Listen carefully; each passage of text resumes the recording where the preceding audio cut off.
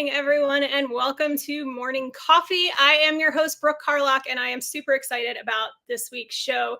I've been trying to have this guy on for a while. He's going to be embarrassed if I call him a TikTok sensation, but he's a TikTok sensation. He has a ton of followers over on TikTok talking about his own grief journey. So I am going to bring Lenny Hunt onto the show. We're going to be talking probably more specifically about child loss because that's what we've both experienced today. So I will let him share his story with you. Bring him here on the stage. Hello, Lenny. Thank you so much for joining me. No, thank you for inviting me. I've been excited about this for a long time. I'm very, very, very happy to be here. It's been in the works, so I appreciate you coming on. So I'm going to start by asking you, because I ask everyone because I'm annoying, What are you drinking this morning? I've got my normal protein coffee. Everyone watches this. In my Cracker Barrel cup, I have Folgers. Folgers. All right. What are you drinking? Some fancy dancy, Mine is coffee. It's a whole process, Lenny. It is like it's instant coffee, which a lot of people hate, but it's fast. So it's instant coffee, and then I mix it with a chocolate protein shake and peppermint. So that's my mix, my go-to mix. Mine's Folgers. Just plain old Folgers. I have creamer in it, but it's creamer. Okay. Folgers. It's a little better. I can't do black coffee, but at least it's not tea, because anyone else that's watching that knows me knows that I freaking hate tea. So I'm glad you're not drinking tea. No, not at all. For anyone that is watching live, you are able to leave questions and comments in the comment section, and we will try to get to those when we can. But I want to jump in so we can get to the stuff that we want to talk about today. So Lenny, I know this is always such like a difficult question to kind of wrap into an intro, but can you kind of introduce yourself and tell my audience your story so they know who you are? So my name's Lenny Hunt. I'm a grief coach, amongst also doing TikTok, like you said earlier. And I hope no one can actually see me doing that intro because I got something in my eye. Nope, they couldn't. You were off stage. Because you're all like, hey, I've got Lenny on, super excited. So anyway, I'm good. I'm very, very good. I'm happy to be here. My name is Lenny. I'm a grief coach. I work with people who've lost children. I do a lot of stuff on TikTok where I speak about child loss and survivor's guilt. All of that horrible stuff that comes with the loss of a child. And it's sad. And it's hard sometimes. Sometimes it is. My grief journey started when I was in an automobile accident with my boys. We were out on a Saturday. We were out on a country road. We were geocaching. Are you familiar? I am. I geocaching. Yep. Okay. For those that don't know what geocaching is, it's so amazing. It's so much fun, especially for kids. Mm-hmm. You get coordinates, geographical coordinates, and then you go to that specific place. And at that spot is, using your phone and whatnot, is clues and different things to try and find the treasure or whatever you want to call it. And you find, we had found boxes, we had found Tupperware containers, little film canisters. I mean, there are all kinds of stuff, from huge to little tiny small things. And inside will be like a notebook, so you can write your name in it. It could be something you could trade for, like a little toy or something like that, dollar store kind of stuff. But that's what we were doing, and we had just found a cache that day, and we were driving down this old country road, and Devin was sitting next to me, and he had the GPS thing looking at it, and he's like, how does this work? And I'm kind of talking to him about it. And then my oldest boy, Dawson, was in the back seat. He was 12 years old at the time. And he says, Dad, I'm really glad that you and Devin made me come today. I'm having a really, really good time, because he hadn't wanted to come with us. We had to talk him into coming with us that day. But he was having a really good time. And so I did what every parent has ever done. And this is what I struggled with for the longest time. And even still today, when I'm driving, I stay very, watching in front of me.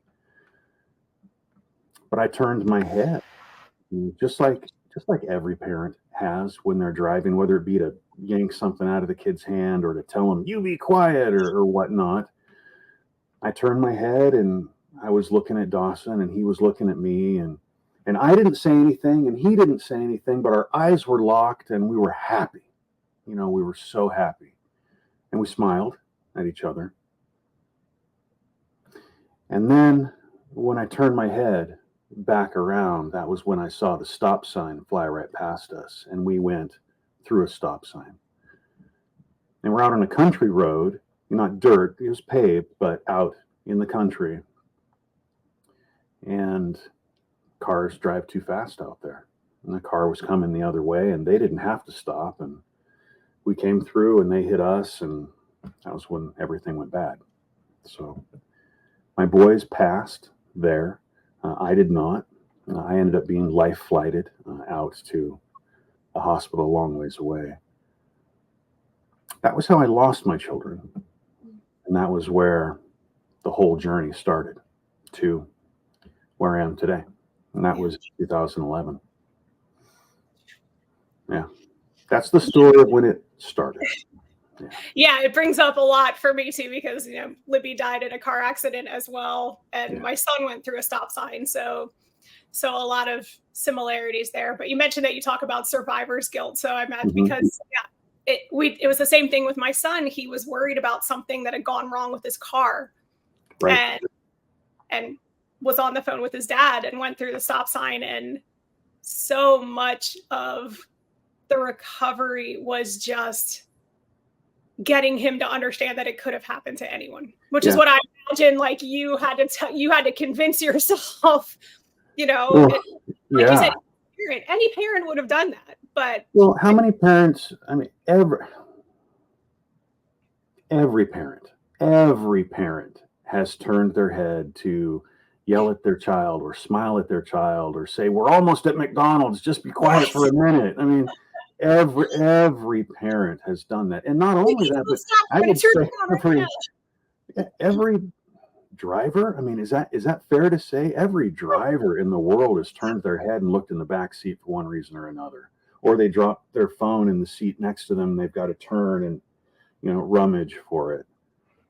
And the way my counselor explained it to me was, he said, "Lenny, everyone has done that, but you are the one that got caught."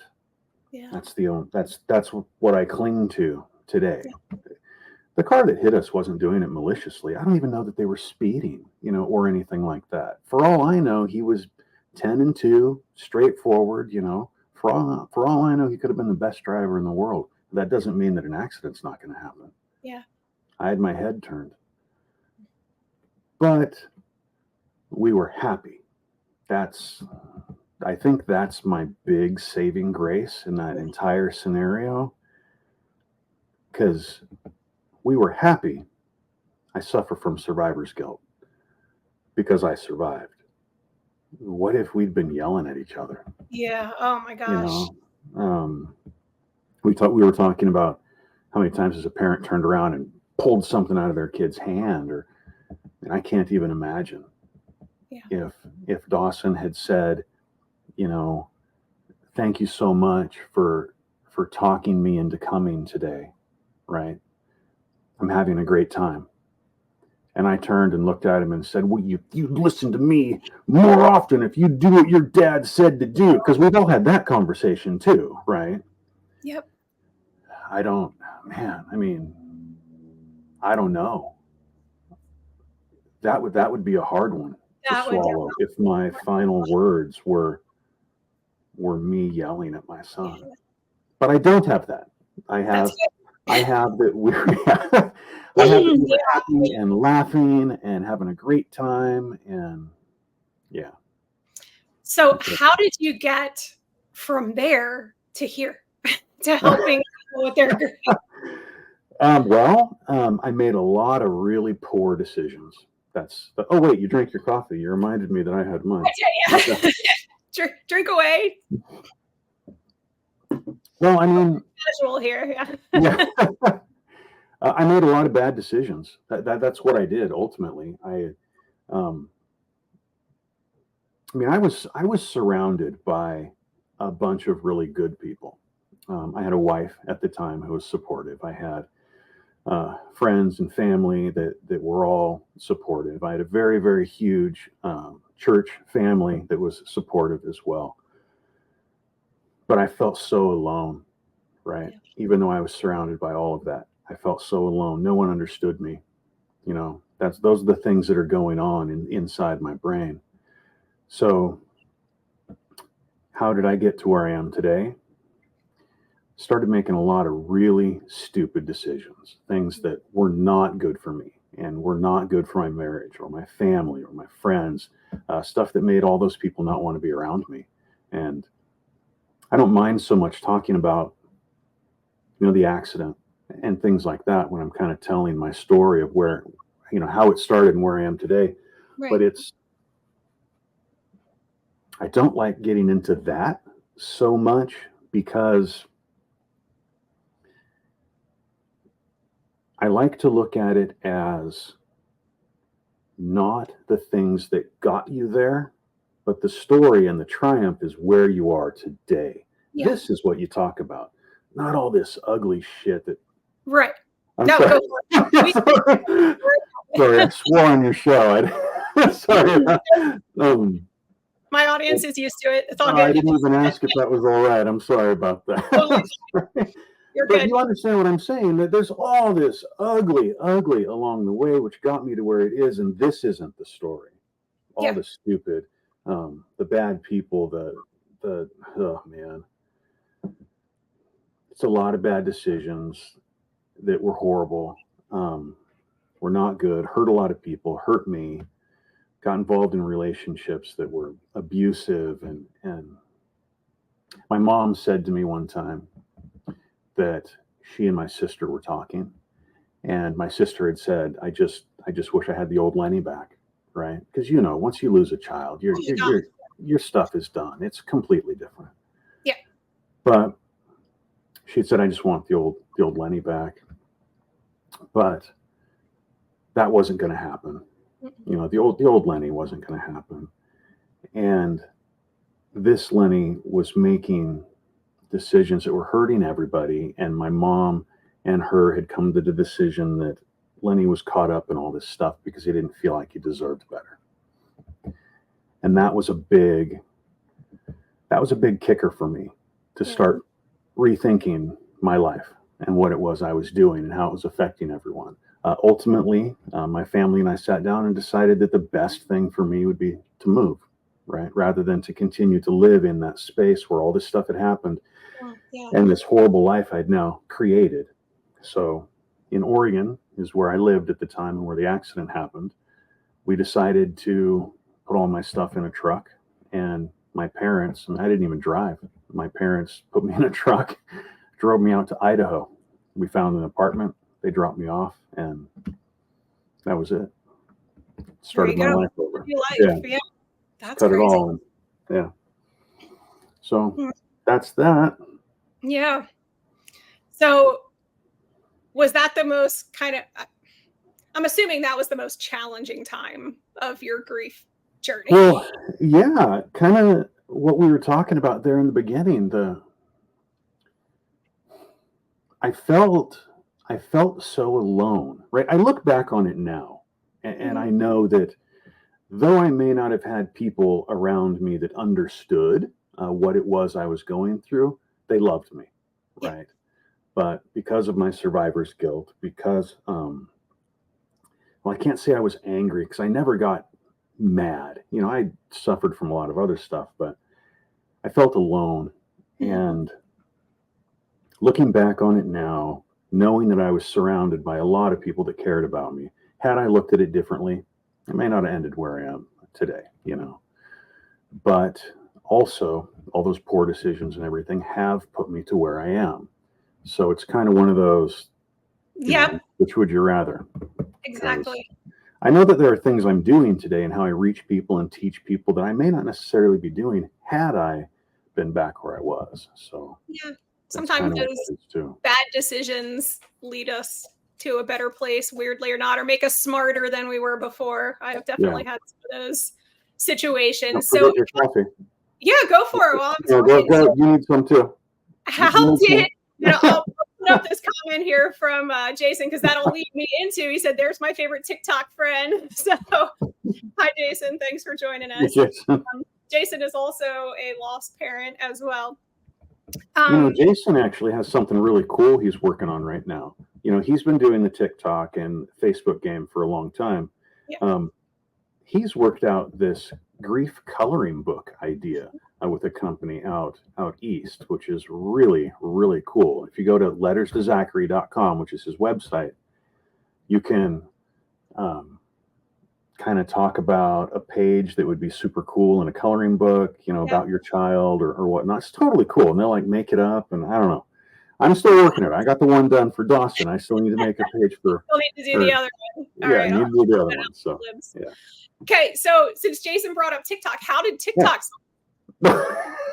How did TikTok start? Oh man! I mean, you have an insane amount of followers. I mean, compared to.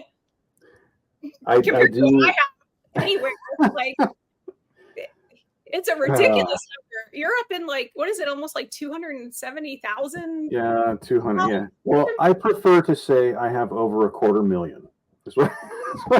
That sounds bigger, doesn't it? I have over 250,000. That sounds super impressive. Yes. But I mean, it's all right. So here's how TikTok started for me. All right. Remember when the pandemic hit, right? Pandemic hit. Forget that completely. I'm just kidding. What are you talking about, Lenny? I don't even know. No, so it's weird. So the pandemic hit right when it got big ugly, right? And the company that I worked for was saying, we need you to all work from home now. Right. So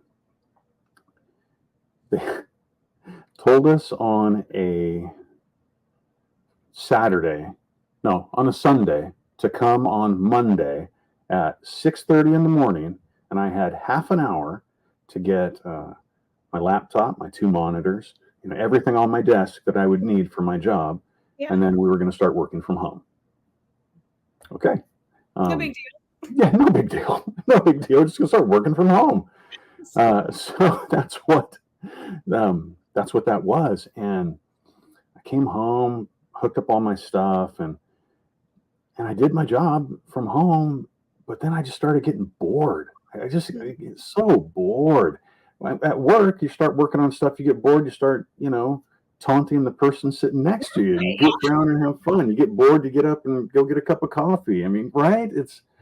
So here at home, I'm just bored, and I'm bored. So I downloaded TikTok. Right, TikTok was the rage, So I downloaded. What is this thing? Well, what is it? And so I downloaded it, and I'm just watching it. I will never make a video. Never make a video. I'm just watching it, and it's so stupid, right? But I'm loving it. It's a lot of fun. And one day I ran across a person. We're seeing a lot of this. Oh yeah, that's it. A lot of that. Okay. That's what my daughter was doing all the time. Yeah, there you go. Yeah, no. I'm seeing a lot of that, and though I've never done one of those, never done a dancing one, but I ran across one person that was actually kind of talking about stuff, and I was like, so people are using this to actually talk and teach as well, and I thought, well, that's interesting. That's really curious. Then I started making TikToks, but I was doing the stupid, play with your dog, I love my dog. Playing with my dog is not okay. It's not dumb, but that kind of stuff. Just the lip syncs, the funny looks, the trending sounds, and it was lame. I mean, I'm almost 50 years old. Come on, 50-year-old guy on TikTok. It was kind of cringe. Yeah. But one day I was really struggling with the loss of my boys. And you know what I'm talking about, because I've listened to the show before. I've watched your content before. And Brooke, you know what I'm talking about. You'll be fine. Everything's totally cool. And then boom, one day it's not. It's just not. And things are rough. I've heard you talk about that before. One day I just had one of those days. And I just went out in the backyard and I sat down and I sat up the camera and I just turned it on, and I didn't look at the camera or anything. I just kind of sat there in my grief, because that's just where I was at the time. And afterwards, I kind of started typing on the screen the feelings I was going through and the things that I'd suffered from through my grief of losing my children. So there's no talking on it or anything. And I sat on it for a long time. I was embarrassed to post it, right? But then I just did one day. It's like, I want to share my story. So I pushed it out, and it was crazy. I got so much feedback, so many views. I mean, it was insane. Got 40,000 followers overnight off of one video where I was talking about the loss of my children, right? But I only did that once. I just did it once, because then I felt kind of weird about it. It's kind of my thing. It's my boys. It's my thing. That's just where I was right then. So that's what I did. Went back to the, lip syncing, the stupid stuff. No dancing. Okay. But started doing that again. And I continued to get questions, and I continued to get people saying, I've also lost my children, da da da da.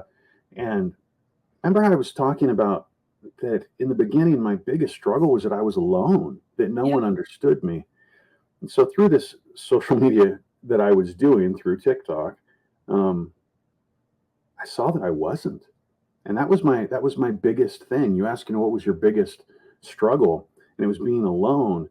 But I saw that there were so many people who'd lost their children that I didn't know. And I got countless people making comments about stuff like, when you brought a topic to the table that I don't know how to talk about, right?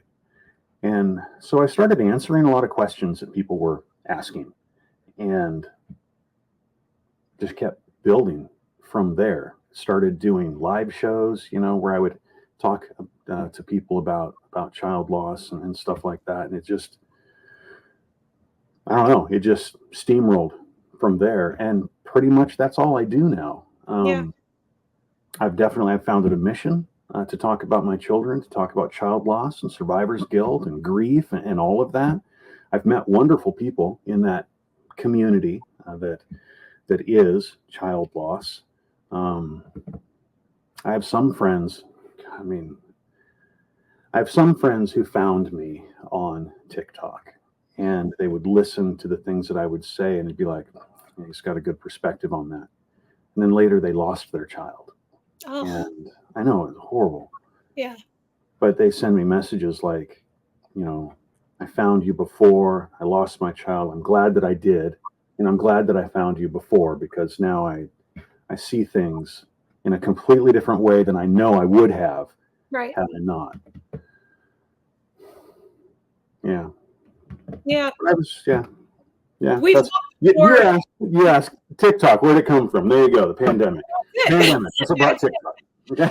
Because it was kind of the same thing for me, because I started with a blog, and it was for me. Like, it was just, I just need to get stuff out. And since I'm primarily a writer, that was my way of doing things. And then it just sort of snowballed into people like the blog, so that it turned into a YouTube channel, because somebody said, hey, did you ever think of doing YouTube? No. Why would anyone want to watch me on YouTube? And same kind of thing. Like, it just sort of snowballed from there. But really, you and I have talked about how it's a coping mechanism. Oh, absolutely. Absolutely it is. Yeah. Us keep our children alive, keep ourselves going, gives us a purpose. So which kind of leads to one of the other things I wanted to ask. So as someone who has lost children, what coping mechanisms have you found for yourself that have helped you? Sure. Well, TikTok, obviously, it is. It does help me because it's like what you said. It started out for me, and it still is for me. Other people benefit from it as well, and that's great. Um, I actually did a TikTok about that recently, where I said that this wasn't about you. This was me. This was all for me. It's become this, but it was all mine, for me and my therapy, Yep. if you want to call it that. I do a couple things that you might think are dumb. Okay, my Anything is dumb on this journey. my my oldest boy was very, very smart. Dawson was very, very smart. He loved to build things all the time. He was building stuff. He would take cardboard and he would cut it into shapes and he would duct tape it to his body, and he would like, it's hard to explain, duct tape it to his body and look like a giant robot, and then he would fold himself down onto the ground and now he's a tank. I mean, it was weird. He could like think through these things and make life-size transformer people. It's so weird, but it was incredible to watch. Yeah. Constantly building and thinking and doing stuff like that. I started playing Minecraft, right? Because I just had this feeling that is something he would enjoy. He would have built, a world and and a town and played the game to its utmost and whatnot. I don't play the game because I don't really understand it as far as like the story or whatever, but I play where I build stuff. And I know that sounds lame, but when I'm doing that, I kind of just like feel like, well, this is what he'd do. I don't know, it sounds lame, but it works in my brain. It works in my brain. So, and now I have a city that I've been building, and I have over 300 buildings in my city. Wow, that's awesome! I don't think that's cool at all. It's weird, but no, I think that's beautiful because it's something that you think your son would have enjoyed. That kind of reminds you of him, and it also helps you. I think that's fantastic. That's what we, as grief people, like teach people to do. Perfect example. It's like my writing. I'm writing a book series with Libby as the main character, including stuff that she loves. She loved Hamilton, so it takes place during the Revolution, and it's Little House on the Prairie, so they're on the frontier in New York, and kind of that prairie cabin life, and but that's wonderful. You're creating a new world, right? Minecraft world. Well, there you go. These are good healing coping mechanisms, in my humble opinion. It's not something that's going to send me to rehab, or I end up having to move out of city. So that's awesome. So one of the things that I know I struggled with a lot, and actually we can bring this into this question because I wanted to talk to you about parents and how we can find a balance as parents who have gone through child loss between continuing to honor our child and like thinking about our children all the time, but then also continuing our own lives. Because I think that's such a struggle for people, is we feel guilty almost like doing our own thing. Okay, no. Feel guilty like when we feel like we're starting to heal or doing things because we want to do them and not in honor of our children. There's that like guilt. And you had just done a TikTok that I thought was freaking fantastic, where you were talking about secondary losses and these parts of our identity and how do we get that back? And people don't realize, yes, you lost your child, but you lost so many other parts of yourself that you have to figure out how to rebalance. So could you kind of take us through that and what you talked about in that, just because I saw that and I was like, yes, like he gets it. And my Jenga illustration for child loss. Okay. You were laughing, but seriously, I think anyone who has lost a child that watches that TikTok video would be like, I have my Jenga game underneath my desk because I use it as an illustration when I'm doing coaching. We have to go through the whole thing, but if you just want to kind of summarize what you talked about, because I mean, seriously, I will credit you every time I use it, but I know that I will explain it this way to people. It's absolutely fine. I'm totally willing to do this. It's going to take me just a moment. We can walk through the entire exercise together. Okay. This will be your secondary loss Jenga game. Okay. All right. But it's going to take me a minute to set up the board. It's okay. You guys are in for a treat since Lenny's willing to do this for us, because I was just blown away, and I feel like it's so helpful. Actually, while you're setting it up, we have a couple comments. Yeah, go ahead. Throw those up there. So Samuel says, I feel a lot of knowledge can cause loneliness, more like information overload. Trying to figure it all out takes time, thus making one deviate from the norm. Gets worse as it gets difficult to explain all to anyone. That's if they have enough knowledge to comprehend one's perspective. It makes one act weird, and loneliness sets in. Oh my gosh, that makes absolute sense. No, Samuel, that's an incredible call out. No, that's I would agree. No, I'm not even going to argue that. No, I mean, I don't like to argue anyway, but I mean, Samuel is 100 with that. The information. There's the adage of knowledge is power, all that kind of stuff, right? But when you start talking about grief and loss, you start talking about statistics, marriages that break up. After a major loss, things like that. Suicide rates increase, those types of things. I mean, yeah. That was one of my big things, actually. And it's in my book that I talk about a big chunk of why I started doing what I do is shifting the statistics. Like the statistics, if you do research it on the statistics of what happens to people after child loss, it's horrifying. It basically, those things you're like, okay, so my life is going to suck forever. Great. What do I do here? So it was kind of like a mission to I don't want to end up one of those terrible statistics, because I know my daughter wouldn't want that, and your sons wouldn't want that for you either. Like they wouldn't want that for us. So, but yeah, there's a lot of information. I need to move my camera angle. So, go ahead, keep talking about this, about what Samuel. Everyone who's watching, disregard my camera. In fact, if you want to just put your hand up to block it, that's fine too. It's just going to take me a minute to do this. It's okay. We will go to Jason. Jason says, both Brooke and Lenny do an awesome job. I highly recommend both of them. Well, thank you, Jason. I appreciate that very much. So yeah, kind of back on Samuel's thing while you're adjusting your camera here too. I agree with the knowledge overload, especially when you realize, I kind of explain it like, until you've lost a child, you don't realize, you were talking about this earlier, how many other people have lost children.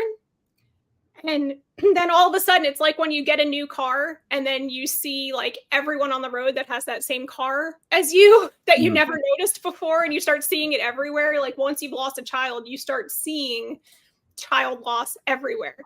And I know it's like that for me with accidents. Like I never paid attention to how many accidents there were. And now I feel like every notification I get from my local news is about an accident somewhere. And it's like, holy crap. I agree with that. Absolutely. It's amazing. But it's one of those, it's kind of a blessing and a curse, because it's nice because you don't feel so alone because there are so many other people out there. But then it's also something that kind of, I don't know if you feel like this. It makes me feel like, well, I mean, all these other people have to deal with it. So I guess that doesn't make me special. I mean, I guess if everyone else after all this time is dealing with it, then I have to deal with it as well. What you're talking about is called the new normal, right? You've heard that term before. It's the new normal. Yeah. I'm still alive. I'm still in this world. I still have to do my thing. I have bills to pay. I have insurance to pay. I have gas to put in my car. I have to eat, right? I'm going to have to paint my house next weekend because it's peeling. You know, I still have my favorite shows. What I don't have is Libby. Yeah. Right? Absolutely. That's your new normal, and it sucks. It sucks a lot. It sucks a lot. It definitely sucks.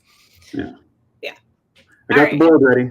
Set up. Okay, so for the people who are just listening to the podcast, the audio, so Lenny has a Jenga set up, and I'll let you take it from there. Oh, okay. All right.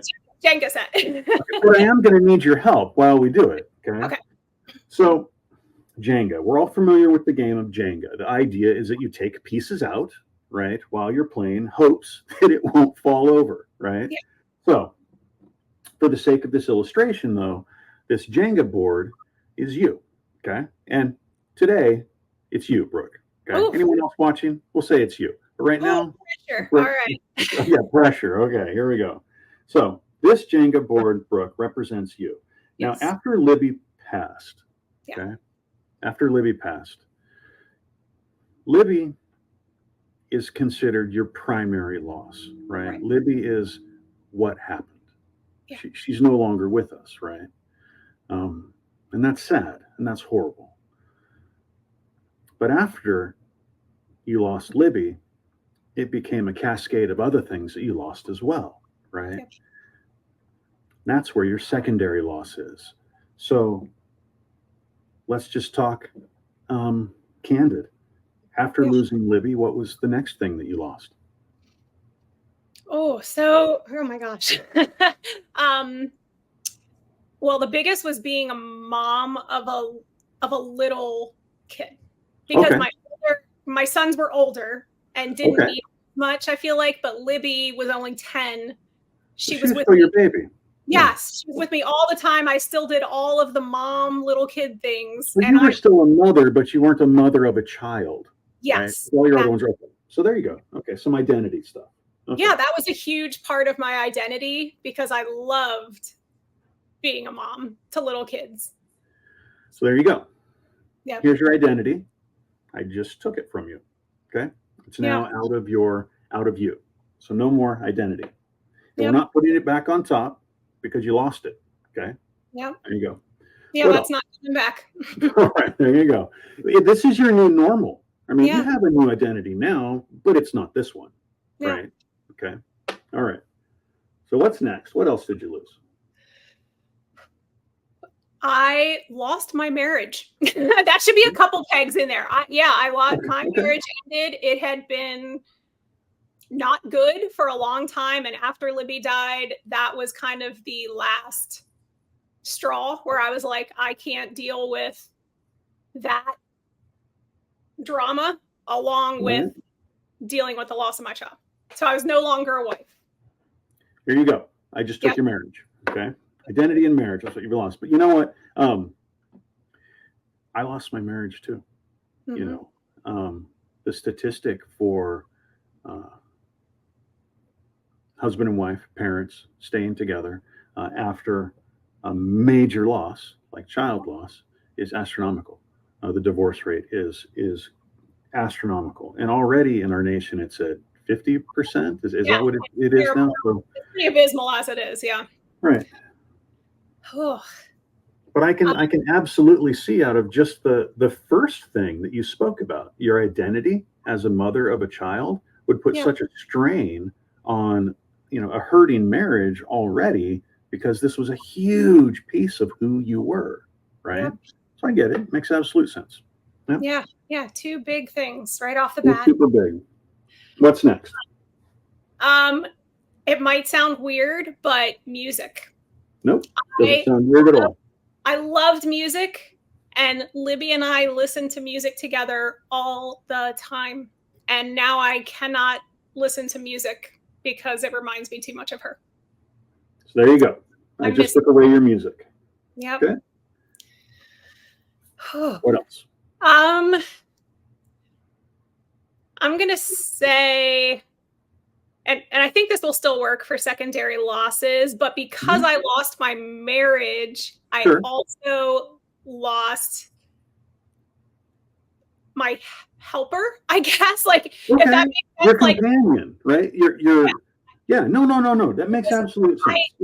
And it's more like now you're doing it on your own, right? the financial. Yeah. It was the I had to find a new identity as the person who paid all the bills and, did the stuff around the house. And that was really scary. No, I get it. Now I'm going to pull out two, okay? Because you're talking about two very, very heavy things. Financial burdens, absolutely, right? Financial burdens, that's a big one. But what you also lost, though it was strained, was your cohort, your partner, right? Who you used to do these things together with. Yeah. And that's a big one. We were talking about losing your marriage, but you also have the companionship of someone that you're fighting with. Yeah. Does that you understand what I'm saying? Okay. So we're going to yank one for that too. You can take another one out too for kind of the same thing with as far as the companion, like Libby. Libby liked everything together. Like if I wanted to see a movie, Libby went with me. If I wanted to, go shopping, Libby went with me. So she was my daughter, but she was like my constant companion also. So I lost her company. And actually, one of the ones I think you mentioned when you did this on TikTok that I saw was that hit me really hard was the jokes. The person that you share those private jokes and inside jokes with. We had so many of those things that only she understood. And like inside jokes, right? Like you're in a whole group of people, but you could always look at Libby and she'd laugh. And you'd laugh because you know what you're laughing at, right? Exactly. No one else knows. You don't have that anymore. That's now gone. Absolutely. That's a huge one. Yeah. That's one that you don't necessarily recognize until it's gone, right? Until it's not there anymore. Yeah, just those little things are so painful. Like my TV buddy. She was my TV buddy, Little House on the Prairie and whatever we watched together. It's Okay. All right, how are we doing? Not well. Yeah. Not well. What else do you feel like you lost? While you're thinking, let me grab the camera and kind of show you what we're doing. Yeah. Give you an idea what we got. See? Yeah. That's pretty bad. All right, let's keep going though. Do I need to throw some out there? Sure. Okay. I'm sure I'll probably agree with all of them. So, yeah. What about your confidence? Take me off the hook here and give me a couple. No, absolutely fair. What about your confidence? Did you lose your confidence? Absolutely. Yeah, that was my big one. Yep. That was my big one too.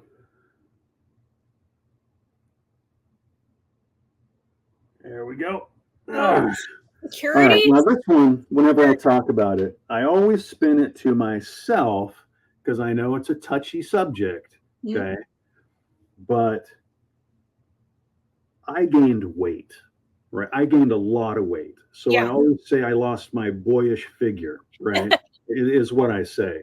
I'm not going to say to you, hey, so Brooke, how much weight did you gain? I mean, I'm not going to do that. Okay. It'd be horrible.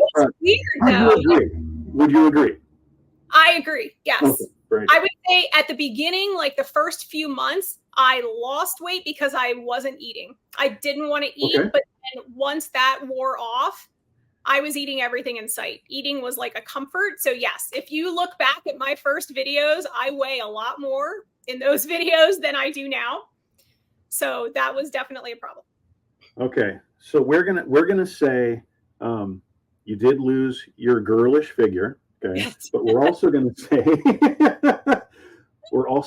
that you lost your appetite because you did. You lost your appetite.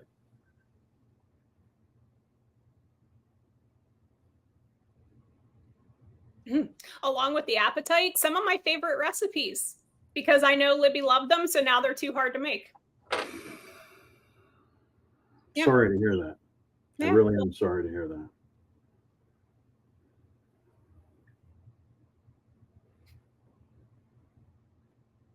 Whew.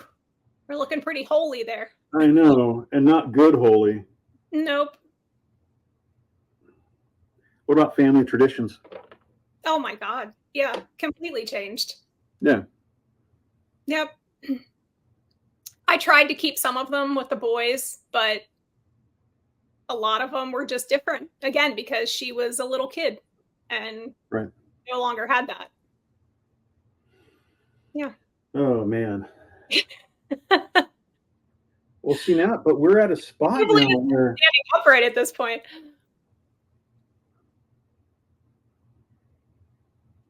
woo! That is getting close.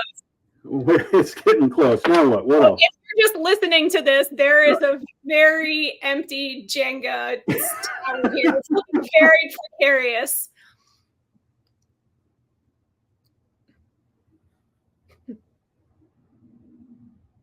You start losing sleep? Oh my God. Yeah. Okay. I don't think I've slept the same way still.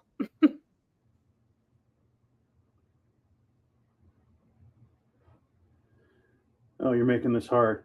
Okay. Okay. So curious, there's one that you haven't said, which I always get number one. Oh, okay. Yeah. What is? First thing you lost, friends and family. Mm. Would you agree with that? I don't think you said that first, did you? I don't think you did. I did not. I did not say that. But wouldn't you agree that friends, family that didn't know how to communicate with you, didn't know how to understand you now,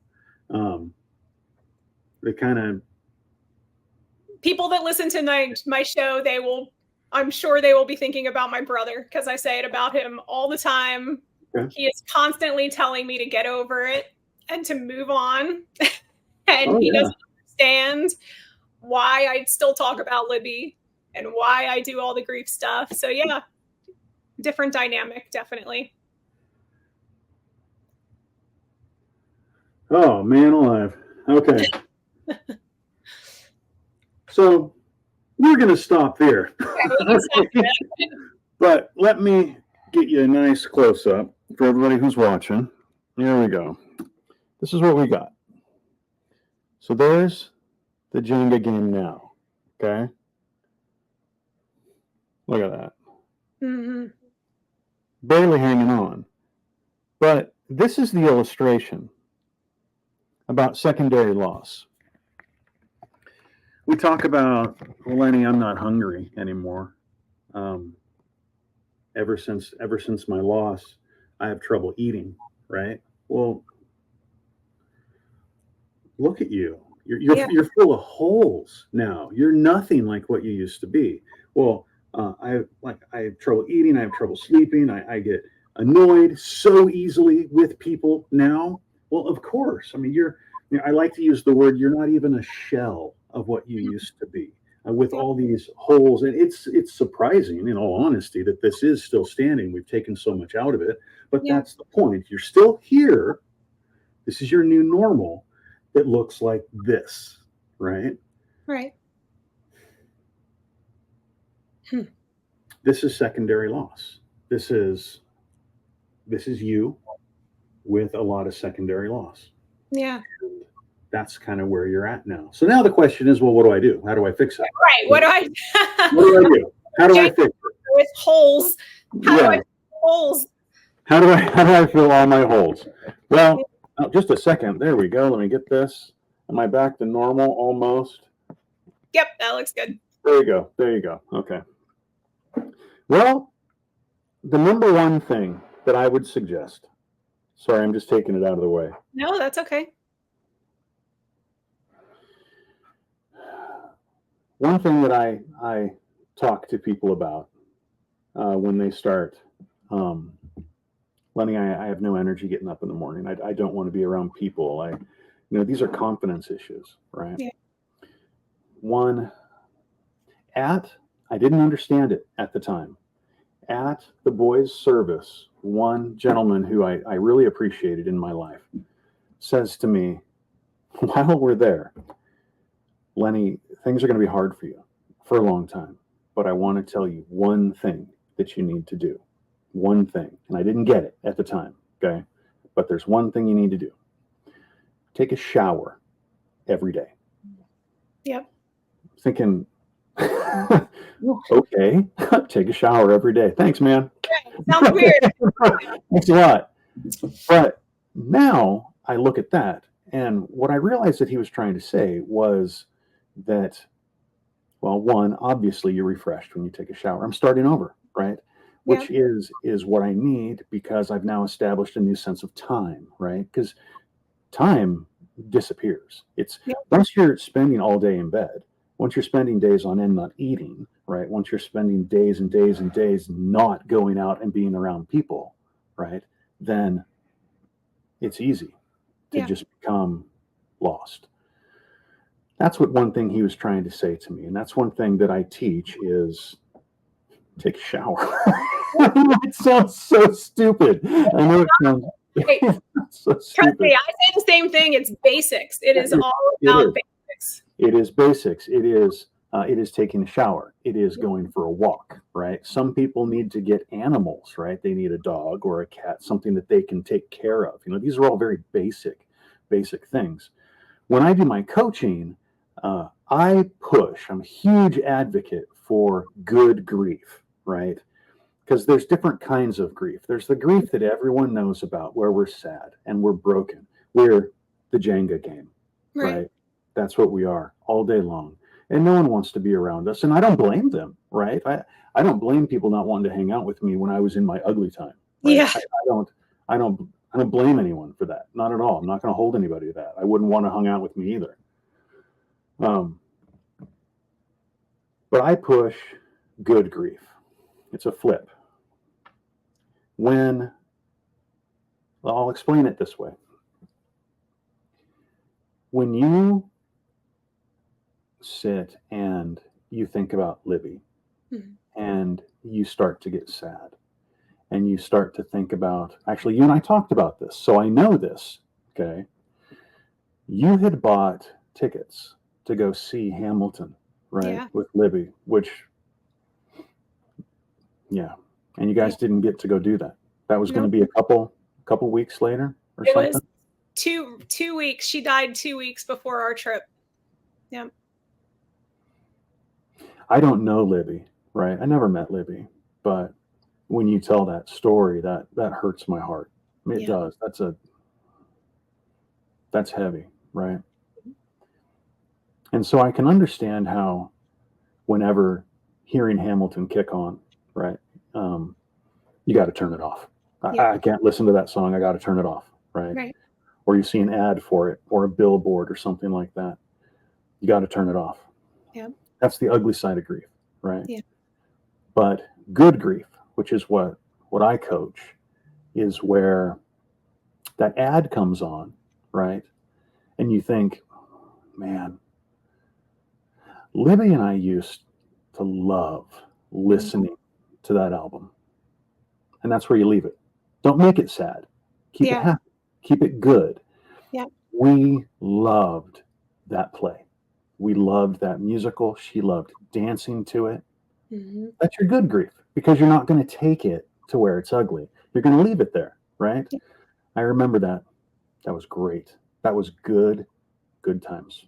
Yeah. And you hold on to that, not the I can't ever listen to it again. Yeah. Get rid of that one. Throw that one away. Hang on to the we loved music. We loved Hamilton. And that's what I coach. In fact, on my website, lennyhuntcoaching.com, I have resources. And one is 9 steps to find joy in grief. That's the big one that I'm pushing right now. And that's what it's about. It's just 9 simple things to try and find good grief. Yeah. So I love that concept. What I do. Yeah. Not like Charlie Brown. That's the joke. Remember, he's good grief. I always make that joke. But it's not that. It's just taking the ugly, right? Yeah, it's taking the ugly and flipping it, right? Yeah. My boys used to love going to Red Robin for lunch, right? And for birthdays, which Red Robin is amazing. Yeah. And after they passed, I couldn't go there. I just couldn't. I tried, but I couldn't. I just couldn't do it. Yeah.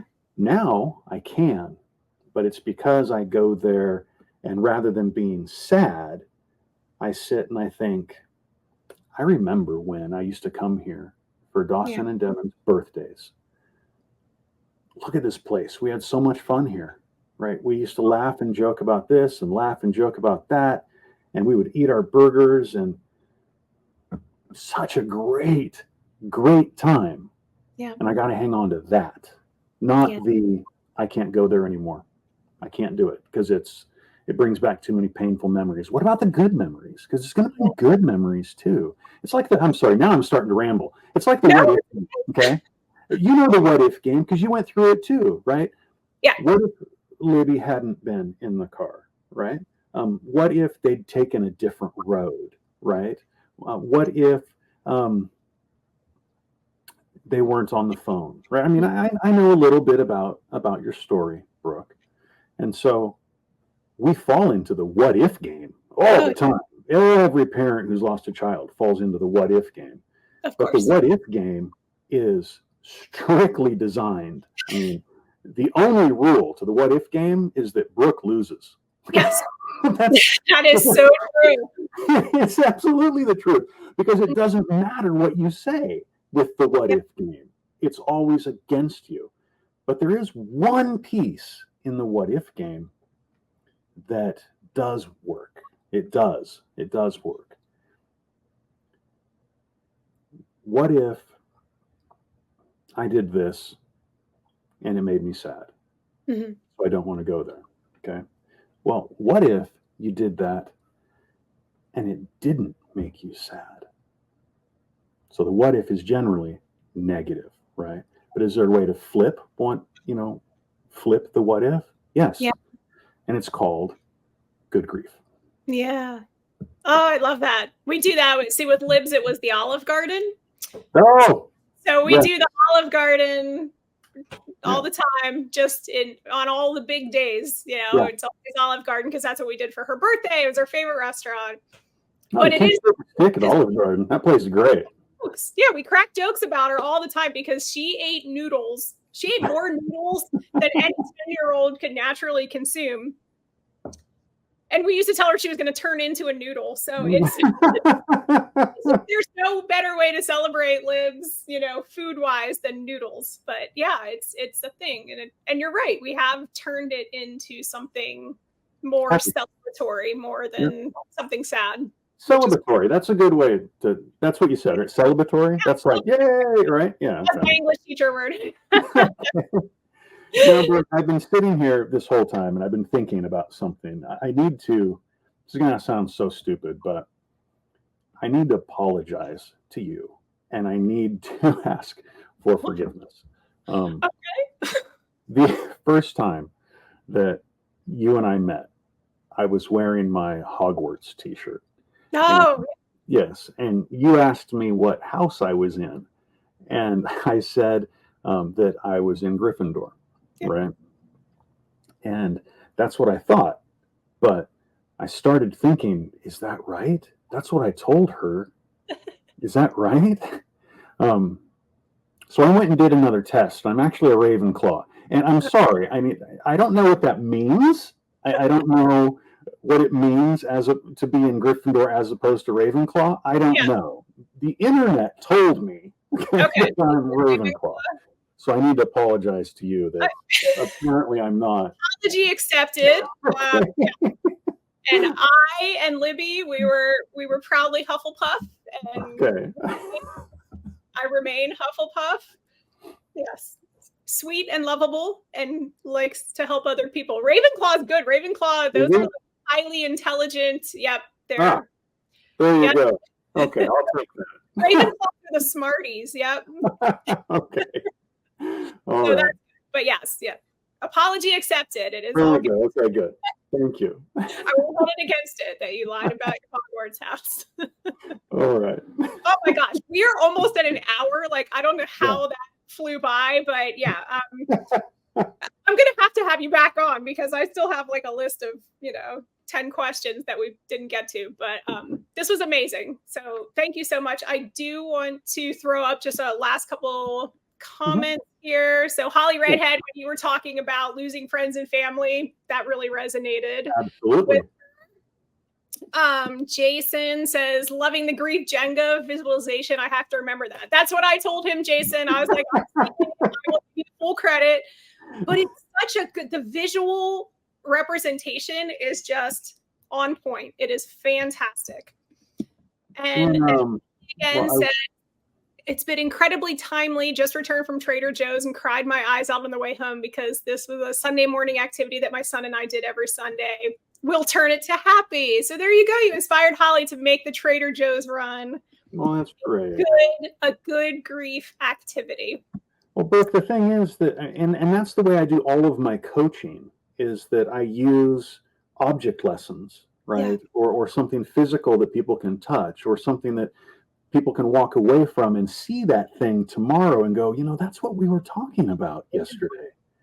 That's just, I've learned that that's better than for me to stand here, and say grief is bad. I mean, right. It's different. Yeah, that's awesome. So can you again just remind people where they can find you if they're interested in coaching or if they want to find you online? Okay, so lots of places. I've been having lots of fun lately. Obviously, TikTok. That's my jam. I said jam. I'm sorry. Okay. That sounded like a midlifer trying to be. I don't know. I told you I'm almost 50. It's okay. I'm trying to be cool. That's funny. I do the same thing. I teach middle school, and then they tell me all the time, like if I use something, you said cringe. You're trying too hard. Like you're trying too hard. You're not cool. So, TikTok. It's the Lenny Hunt. So the THE Lenny Lenny Hunt HUNT. That's my name. So the Lenny Hunt. Okay. On YouTube, you can find me at Grief 101, which, Brooke, you've been a part of that as well. That's a really exciting YouTube channel. I've been working with many different people in the grief community who are at different places in their journey. And we basically were given a topic. It's almost like a podcast, I guess, kind of like a giant interview. But Brooke, you've been involved, and I know that you had fun when you did it. We hit It's a great channel. We hit one theme. It's one question, and then it's an entire video of all these different people answering the one question. Right. One of the ones that you were involved in, one of the questions was, how easy is it to share memories of your loved one? Mm-hmm. Not how difficult. That's the key word there. Not how difficult is it. It's how easy is it. So that's a big project I've been working on lately, which I really, really enjoy and is growing. That's Grief 101 on YouTube. And then I do coaching. I do grief coaching at lennyhuntcoaching.com. And like right now, like I was saying earlier, I'm actually pushing a free resource called 9 Steps to Find Joy in Grief. And these are just, Brooke, there's way more than 9. Oh, yeah. I know that. But there's more. But these are 9 that I went through to help, to start the process. But yeah, that's a big thing I'm pushing right now. Yeah. All right. Wow. And I'm doing the Instagram thing, but we'll talk about that. Okay. When I figure it out. That was still, I don't know that one yet. We'll save that for the next time. Yeah. Well, Lenny, thank you so much for joining me. This has been amazing. I really appreciate it, and I appreciate the great work that you're doing. So thank you. Yeah. Can I come back, please? I want to come back. Have a good day, everyone, and I will see you next week. We all know that grief can leave us feeling alone, unmotivated, and even hopeless. That's why I'm so proud to have partnered with HelpTex to provide a full year of ongoing expert support to my subscribers. HelpTex has individualized support for caregivers, people dealing with a difficult diagnosis, or grieving the loss of a loved one, pregnancy, or even a pet.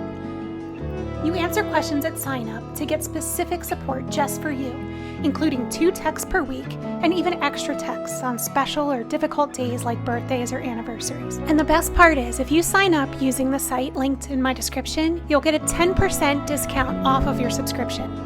Thank you so much to Help Text for offering this deal to my subscribers. When life gets hard, getting support from Help Text is easy.